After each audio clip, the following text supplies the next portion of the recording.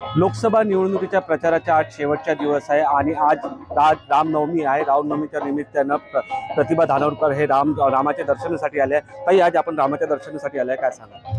हे काळाराम मंदिर या चंद्रपूर शहरातलं अतिशय नामांकित आणि फार जुनं आणि जागृत असं देवस्थान आहे। आज रामनवमी आहे। सगळ्या या तमाम महाराष्ट्रातल्या आणि देशातल्या सगळ्या रामभक्तांना मी मनापासून शुभेच्छा देते। आणि कुठेतरी या चंद्रपूर शहरात आगमन केल्यानंतर आज रामनवमी आहे, मलाही वाटलं की कुठेतरी रामाचं दर्शन, कारण आपल्या मनात आज प्रत्येकाचं हिंदूचं आराध्य दैवत म्हणून राम आहे आणि मनात राम असल्यावरती या ठिकाणी आलो। जागृत देवस्थान आहे, दर्शन आपण घेतलं पाहिजे म्हणून दर्शन घेतलं। कुठेतरी रामाच्या नावावरही प्रचार केला जात असल्याचे चित्र दिसून येत आहे, काय सांगा? प्रचार हा रामाच्या नावाने केला जात असला तरी राम काही कोण्या पक्षाला वाटले गेलेले नाही। प्रत्येकाच्या मनात, प्रत्येकाच्या हृदयात आज राम आहे। त्याच्यामुळे राम हे काही कोण्या पक्षाचे नाही आहे। तो काँग्रेसचा असेल, BJPचा असेल, एखादा राष्ट्रवादीचा असेल, शिवसेनेचा असेल, राम हे सगळ्यांचे आहे। त्याच्यामुळे रामाचा विषय वेगळा आहे आणि राजकारणाचा विषय वेगळा आहे। रामाच्या नावावर जर कोणी मतं मागत असेल तर लोक काही एवढे मूर्ख नाही आहे। ही निवडणूक बघितली तर लोकशाही विरुद्ध हुकुमशाही आपण केली आहे आणि अशाच काय चित्र दिसतंय तुम्हाला आता सध्या?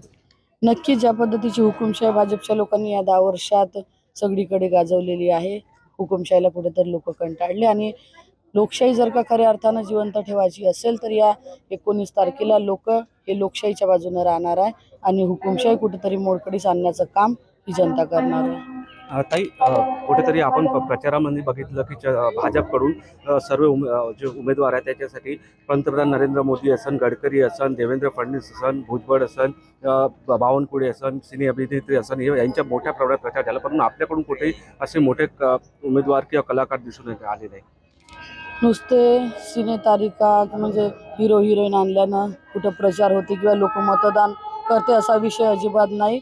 शेवटी उमेदवार कशा पद्धतीचा आहे, उमेदवाराबद्दल जनमानसाची भावना काय आहे हे देखील महत्त्वाचं आहे। आम्ही प्रयत्न केला, आम्हाला 15 तारखेला आदरणीय प्रियंकाजीची सभा मिळाली होती, पण ज्या पद्धतीचं राजकारण भाजपच्या लोकांनी केलं, जे क्लब ग्राउंड होतं ते एका अपक्ष उमेदवाराच्या नावाने ते क्लब ग्राउंड आधीच बुक करून ठेवलं ना, त्यांना सभा घ्यायची होती ना काय घ्यायचं होतं, तर पण आम्हाला ते ग्राउंड मिळालं नाही पाहिजे म्हणून दुसऱ्याच्या नावानं पावती फाडून ते ग्राउंड बुक करून ठेवलं। म्हणजे कशा पद्धतीचं राजकारण तिथं देखील यांनी केलं हे आपल्याला पाहायला मिळालं। पण शेवटी कोणी मोठे लोक प्रचाराला आले नसतील, प्रचार सभा जर झाल्या नसतील तरी मतदार आजही माझ्या पाठीमागं आहे आणि मला विश्वास आहे की 100% ते पाठीमागं। आज शेवटचा दिवस आहे, कसं बघताय प्रचारात? आज प्रचाराच्या सगळ्या तोफा थंडावणार आहे, पण उत्स्फूर्त असा प्रतिसाद जनमानसाकडून आम्हाला मिळत आहे आणि मला नक्की विश्वास आहे की भाजपला कुठेतरी आता जनता कंटाळली आहे आणि भाजपला कंटाळल्यामुळे माझ्या पाठीमागं ते भक्कमपणे उभे राहणार आहे। तर हे होते लोकसभा उमेदवार प्रतिभा धानोरकर। विलेज दहाट, TV9 मराठी, चंद्रपूर।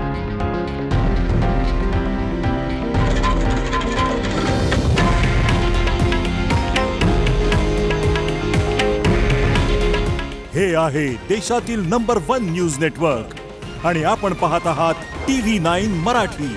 काळजी तुमची, हित महाराष्ट्राचं।